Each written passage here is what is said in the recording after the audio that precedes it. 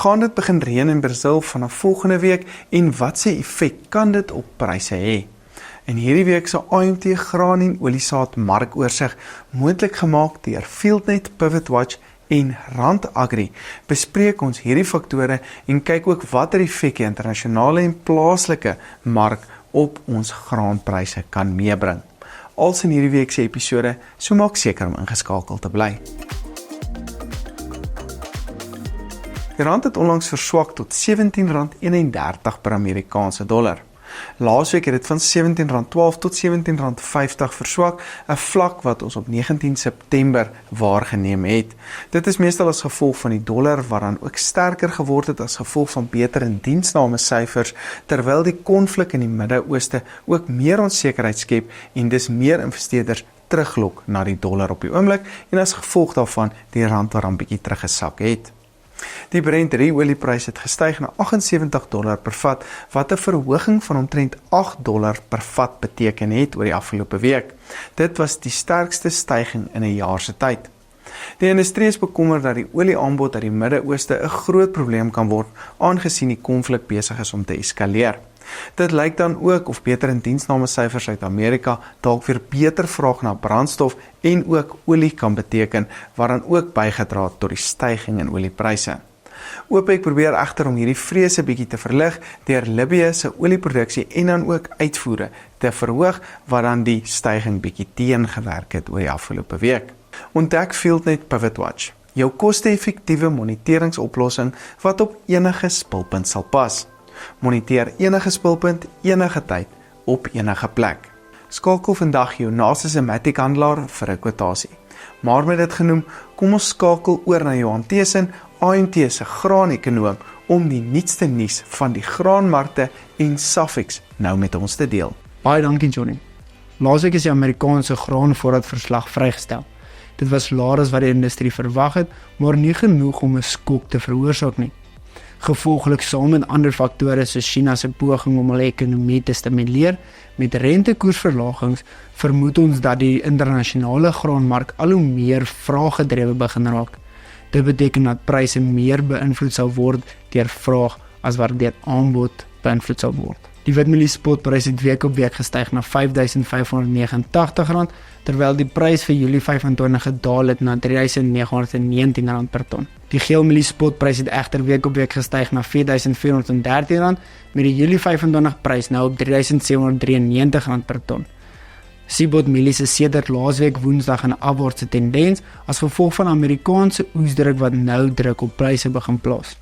Argentinië het ook rapporteer dat hulle aanplantings van mielie stadiger as gewoonlik gebeur as gevolg van droogte toestande, en sou hierdie toestande voortduur, kan ons sien dat ondersteuning terugkom na die mark. Plaaslik sien ons dat wit en geel mielie steeds in 'n opwaartse tendens beweeg, alhoewel geel mielies laasweek die boonste vlak van hierdie band gaan toets het. As ons die korrelasie tussen plaaslike pryse en Sibot mieliepryse van April 2024 tot nou bereken, sien ons 'n negatiewe korrelasie van 57% vir wit mielies en kan dit toegeskryf word aan plaaslike pryse wat gestyg het as gevolg van tekort en droogte en internasionale pryse wat gedaal het. Ons verwag nou dat die spotprys nog opwaartse potensiaal kan hê tot die einde van die jaar, so sentiment van tekorte groter kan raak. As ons egter oor die langtermyn gaan kyk na die Mei en Julie kontrakpryse, verwag ons dat daar 'n opwaartse potensiaal kan wees, omdat daar nog onsekerheid is rondom reën en of ons gaan sukkel om te plant. Sou ons dan reënvoorspellings kry en produsente kan begin plant, verwag ons dat pryse opwaarts kan beweeg soos die onsekerheid uit die mark begin verdwyn. Die sojaboonspotprys het week op week gedaal na R8.670, terwyl die Mei 25 pryse onveranderd gebly het op R7.705 per ton. Die sonneblomspotprys het week op week gestyg na R9.620, met die Mei 25 prys wat op R9.286 per ton staan. Sibot sojabone is in 'n afwaartse tendens sedert laasweek Dinsdag as gevolg van Amerikaanse oesdruk en verskeie weersmodelle wat voorspel dat Brazil volgende week weer reën kan begin kry en hulle beter kan vorder met aanplantings. Ons het die korrelasie tussen Sibot sojabone en die plaaslike prys van April 2024 tot nou bereken en kry ons 'n positiewe korrelasie van 69.4%. Hierdie is as gevolg van hoër internasionale pryse as gevolg van Brazil se droogte, asook hoër plaaslike pryse as gevolg van droogte toestande vroeër in die jaar. Oor die korttermyn sien ons nog opwaartse potensiaal vir sonneblom aangesien dit deur die boonste vlak deurgebreek het en kan dit toegeskryf word aan die droër toestande in Oekraïne op die oomblik. Die sonneblommark kan sojabone ook positief beïnvloed, maar sou Brazil van volgende week af reën kan begin kry, gaan die weer druk op pryse kan plaas. Die koringspotprys styg week op week na 5.965 met die Desemberprys wat op R5.990 per ton is. Internasionaal ondervind koringproduserende areas groot druk. Rusland het 2 produksieareas as rampgebiede verklaar weens droogte en word dit vermoed dat Oekraïne ook onder dieselfde omstandighede ly. Plaaslik beweeg ons hierdie week in die nuwe 2024-2025 bemarkingsseisoen vir koring in en gaan ons nou lewerings teen die nuwe seisoen se oeskatting kan begin meet. Ons het ook die korrelasie vir die spotprys van koring teen die CBOT-prys bereken vanaf April 2024 tot nou, wat 'n positiewe korrelasie van 52.7% getoon het.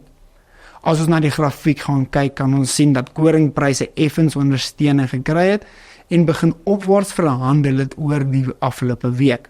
Oor die korttermyn verwag ons dat hierdie prys rondom hierdie vlak kan bly, soos oestyd naderkom, maar sou daar kwaliteitsprobleme of probleme om te oes as gevolg van nat toestande ontstaan, kan ons sien dat hierdie prys weer ondersteuning kan kry. Verder hou ons ook die droogte in Rusland en Oekraïne dop, wat moontlik nog ondersteuning na hierdie mark toe kan bring. Die sorghum invoerpariteitsprys geland in Durban daal laasweek na R5.310 per ton, terwyl die produsente invoerpariteitsprys van uitgedopte Argentynse grondbone styg na R26.018 per ton en die katoen invoerpariteitsprys verhandel nou op R10.130 per ton. Met meer as 20 jaar se ondervinding is Rand Agri 'n goed gevestigde, leidende groothandelgraan en oliesaadhandelaar in die Suid-Afrikaanse landbousektor, met hulle bedrywighede wat die hele landbousektor waardeketting oorbrug, van plaas tot verbruiker. Rand Agri laat ons saam welvaart kweek en voedselsekuriteit vir almal verseker. Hierdie video's word moontlik gemaak deur FieldNet, PivotWatch en Rand Agri. Ek is Dr. Johnny van der Merwe en dankie dat jy ingeskakel het.